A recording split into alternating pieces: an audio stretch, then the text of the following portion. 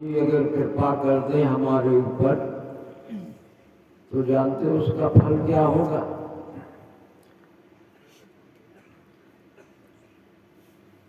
उसका फल ये होगा कि किसी अच्छे संत से आपकी भेंट हो जाएगी। ये राम जी की कृपा है। गोस्वामी तुलसीदास जी भी कहते हैं, चितवहि राम कृपा कर जेहि, तो संत विशुद्ध मिलई पुनति। जिस पर राम जी कृपा कर देते हैं, कृपा की दृष्टि से देख लेते हैं, तो उसका फल यही होता है कि कोई अच्छे संत से भेंट हो जाती है। ये कोई बड़ी कृपा नहीं है कि तुम मुकदमा जीत जाओगे, कि तुम्हारी भैंसें ज्यादा दूध देने लगेगी। किसी अच्छे संत से भेंट हो जाना सबसे बड़ी कृपा है, क्योंकि यहां से हमारे जीवन का कल्याण शुरू होता है। संसारी चीजों से क्या भला होगा। तो सबसे पहला सोपान, पहली सीढ़ी यही है कि किसी योग्य संत सद्गुरु की शरण ग्रहण करें। देखो, वो लड़की बड़ी अभागी है कि जिसका पूरा जीवन बीत जाए और पति की प्राप्ति न हो। तो उसी तरह से वो मनुष्य जीवन भी बड़ा अभागा है कि सारा जीवन बीत जाए और जगतपति की प्राप्ति न हो। अरे कोई तो लड़का पसंद आएगा दुनिया में। हाँ, ये बुद्धि लड़की है, गुरुदेव ही वर हैं इसके। कब तक कुंवारी बिठाए रहोगे? सौंप दो किसी के हाथों में, निर्द्वंद हो जाओ, क्योंकि इसका ठिकाना नहीं है कि कब कलंकित कर दे। तो जब सौंप दोगे किसी को तो जिम्मेदारी खत्म, वो जाने। तो ऐसे गुरु की शरण में जाए। लेकिन एक बात और है, गुरु को किस नजर से देखते हो? भगवान है कि आदमी है?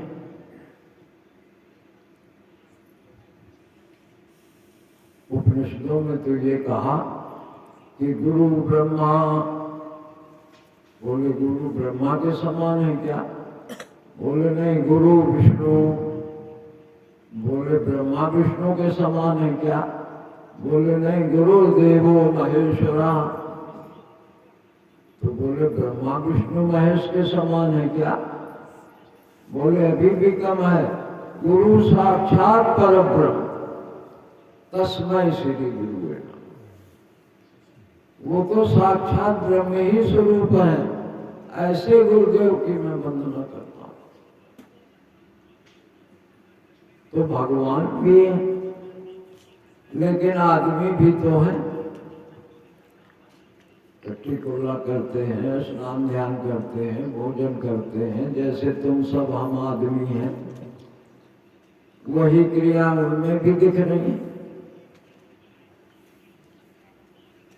तो इसलिए ये कहना पड़ेगा कि गुरुदेव आदमी भी है और भगवान भी है। और ये निर्णय मेरा ही नहीं, गोस्वामी जी महाराज ने भी लिखा, बंदहु गुरु पद कंज कृपा सिंधु नर रूप हरि। नर रूप हरि, आदमी भी है और भगवान भी है। अब दोनों क्यों हैं? पूरे पूरे भगवान क्यों नहीं है? या पूरे पूरे आदमी ही होते? तो बोले अगर पूरे पूरे आदमी ही होते तो हमारे ज्यादा मतलब के न होते, क्योंकि हम भी आदमी, वो भी आदमी। आदमी आदमी का कितना भला कर सकता है। और अगर पूरे पूरे भगवान ही होते तो भी हमारे मतलब के न होते, क्योंकि भगवान की भाषा अलग है, हमारी भाषा अलग है। हमारी भाषा है ईर्ष्या, द्वेष, छल, कपट, पाखंड, ढोंग, झूठ। भगवान की भाषा है दया, करुणा, ममता, क्षमा, पवित्रता। भगवान जान ही ना पाते कि ये ईर्ष्या द्वेष क्या है, ये पाखंड और ढोंग क्या है। ये तो कोई आदमी ही जान सकता था। इसीलिए गुरुदेव बड़े कृपालु हैं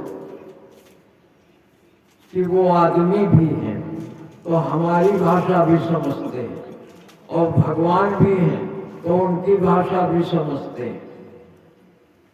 तो वो एक ऐसे वकील है बीच में।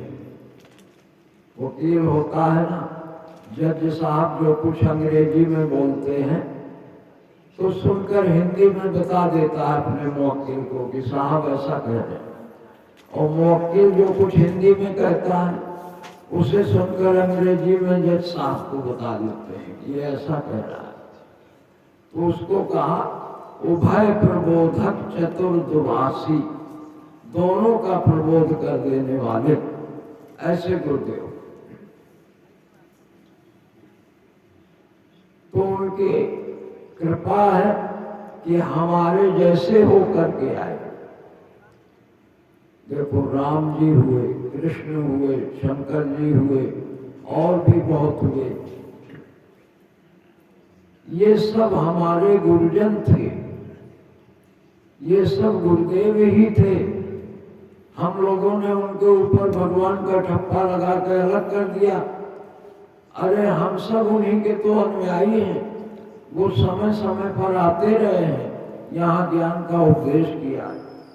जिस तरह आज गुरुदेव हैं वैसे ही समय समय पर पहले भी आए। कभी बांसुरी लेके आए, कभी धनुष बाण लेके आए, कभी पीले कपड़े पहन के आ गए, कभी लाल कपड़े पहन के आ गए। लेकिन वो सब गुरुजन ही थे। देखो भगवान अगर आदमी बन जाए, भगवान अगर आदमी बन जाए और अपने को ना भूले कि मैं कौन था, तो ऐसे ही आदमी को गुरुदेव कहते हैं, राम कहते हैं, कृष्ण कहते हैं, शंकर कहते हैं। आदमी भी बन गए भगवान, लेकिन अपने को नहीं भूले, याद है मैं कौन हूं। और भगवान जब आदमी बन जाए और अपने को भूल जाए तो फिर हम तो, लेकिन भगवान के अलावा तो कुछ है ही नहीं। चाहे भूल गए हो चाहे याद हो, दोनों प्रकार से भगवान ही को देखा जा रहा है।